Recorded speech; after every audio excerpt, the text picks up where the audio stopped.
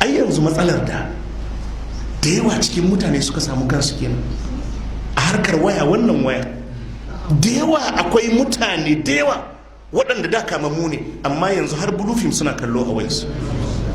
Jarrabawa ce ko ba jarrabawa ce? Jarrabawa ce. Abinda za ka yi nasiha ka ce ba kyau. Idan ka ga wata da wani suna hira ka ce ai hiransu noka, kai kuma ka je ka buɗe kana kallo a waya, kai ma ai noka. Da yawa har akwai ustazan da jannan jarrabawar suka gagara cinta. Mutum ne mutumin kirki mai addini amma zai shiga wayarsa ya kalli batsa yadda yake so, da wadda zai bude wayarsa ya kalli blue film ya kalli batsa da wadda yake zuwa bayan gari mai bambanci su, duka yin iska ne. Jarrabawa ce ko ba jarrabawa ce? To yanzu ganar wayar in ka shiga ɗakin ka kai ɗaya ne, to agun ne za a gwada ustazancin ka na gaske ne ko ba na gaske ba ne. Ga ka ga wayar ka ba kowa a ci, banda ubangijin ka ba mai kallon ka. In ka ci jarrabawar to a lokacin za ka ci, in baka ci jarrabawar ba a lokacin ne ba da ka ci. To idan kai mai tsoron Allah ne ka sani wannan abun dama wadda yake da wuta da aljannan Allah ne, kuma ka san shi yana kan duk duniya akwai wadda in Allah ya ce ka shiga aljanna zai ce shi bai daban ba mai wutar ba mai aljanna. Shi kuma mai wutar mai aljannan wadda zai yi hisabin ya gani, wadda zai yi sakamakon shi kuma ya gani. Jarrabawa ce babba ko ba jarrabawa ce? Jarraba wannan wayan ta zama jarrabawa wadda yawa a cikin mutane. Abinda mutum ba zai iya yi a normal rayuwarsa ba sanadiyar waya ya fara yi. Zai yi hira da budurwarsa, su yi chatting, ta ɗauki hoton tsiraicinta ta turo mishi ya gani, wani shi ma ya ɗauki hoton tsiraicinsa ya tura mata ta gani.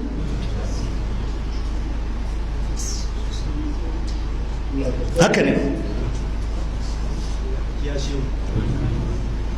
haka ne. Allah ya tsare mu. To kaga wannan jarrabawa ce, to sai Allah ya ce zan muku jarrabawa da farauta. Ga ku ga dabban, Allah ya ce in gani waye zai kame waye zai taba. To kai ma yanzu ga ka ga iskancin har cikin ɗakinka, ga ka ga iskancin har cikin ɗakinka. Iskanci ba ka da bukatar sai ka je wani ku gashi nan a wayarka. Allah sai ya ga tsoronsa da kake da gaske ne ko ba da gaske ne. Wani haka zai sauke blue film din da yawa a cikin wayarsa, tana nan ga sunan allode, duk abin da yake online ba naka bane, amma in kai downloading ka sauke a wayarka ya shiga kayan hisabinka domin mallakar ka ne da kudinka ka saye shi. Baka san yaushe zaka mutu wannan abin yana wayarka ba. Kana tafiya a mota yana cikin wayarka, mota ta faɗi ka mutu ka nakasa, blue film suna nan a cikin wayanka a ce. Duk abin da ka sauke a wayarka ai da kudinka ka sa data kai downloading, so ya zama mallakar ka daidai ne da ka je ka siyo kasar na blue film. To wani haka yake tara su a cikin wayarsa. Kamar yadda muke faɗa, Allah kaɗai ya san wadda daga kwanciyarsa bai tashi ba.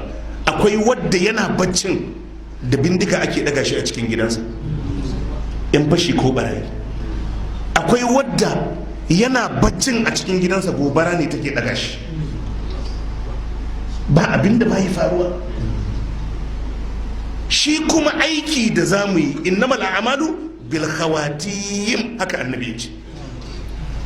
Yaya karshen ka za ta kasance? To shi mai hankali kullum yana duba karshen ne. Abu kaza din nan ban san yaya za a yi ba, abu kaza din nan ban san ya, wanda ya rabka na kuma shi kullum yana ganin yana nan ne, shi kullum yana ganin yana nan ne, shi kullum yana ganin yana nan ne. Wanda ya rabka na shi kullum yana gani yana nan ne, wanda ya rabka na shi kullum yana gani yana nan ne. In kuma duniya ka mata wannan fassara baka san ta ba, in kama rayuwa wannan fassaran baka san rayuwa ba. Wai in ka ɗauka wani sati ma za a yi tafsiri da kai, baka san rayuwa ba. Wannan tunanin kawai ya nuna ma kai ma ka san baka san rayuwa ba. Idan akwai wani program da za a yi gobe da safe ka ji da kai da a yi baka san rayuwa ba, baka fahimci rayuwa ba. Sau nawa haka ya faru? Akwai wadda karatu ake haka, karatu ne ana zazzaune ana karatu, na gefen shi sun dauka bacci yake, yingedi ne ya dauke shi, sai da aka tashi a karatu aka taba shi aka samu ya mutu. Kuma ka yi tunani duk wani babi da kake ganin agun akwai aminci sai ka samu wadda shi kuma agun ya mutu. Duk wani gu da kake ganin za ka iya laɓewa agun ka samu aminci sai ka samu wadda shi kuma agun ya mutu.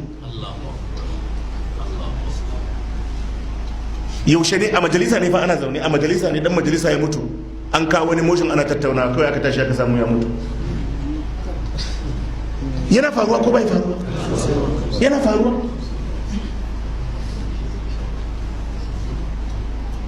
Saboda haka idan ka ci gaba da shirya waɗannan burace-burace na sharri za ka yi taɓata lokacin ka ne. Matsalar mutuwa yan uwa shine sau ɗaya ake yi. Wannan matsalar mutuwa sau ɗaya. In ka tafi nan ka tafi, ka yi abun kirki ko baka yi ba ka tafi kenan, ka yi abun arziki ko baka yi ba ka tafi kenan, ka tafi kenan. To mutum ya shirya ma kansa yadda zai gudanar da rayuwarsa a cikin alkhairi. Jarrabawa sunnar Allah ce kauniya, allati la tatagayyar. Sunnar Allah ce kauniya, ba ta canzawa. Allah yana jarabtan bayi jarabawa iri-iri. Wa balawnakum bil hasanati was sayyi'at wa nabluukum bi sharri wal khairi fitna. Ta fiskoki da yawa jarrabawa na zuwa. To nasarar ka shine ubangiji ka samu taimakonsa wajen cin jarrabawa.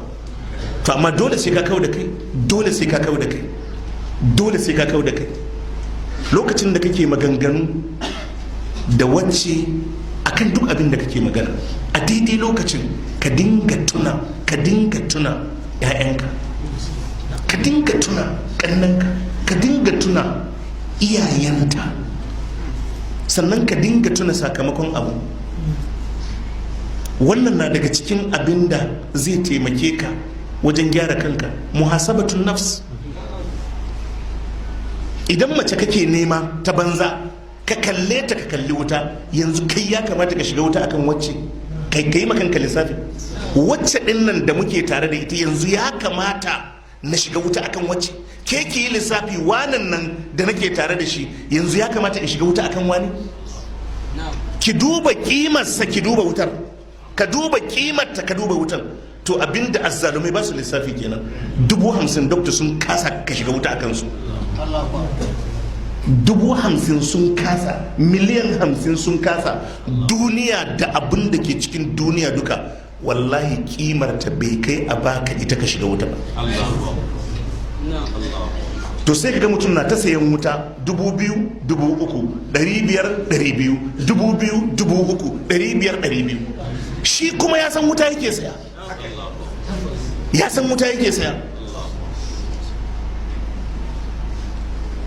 Allah ya samu dace.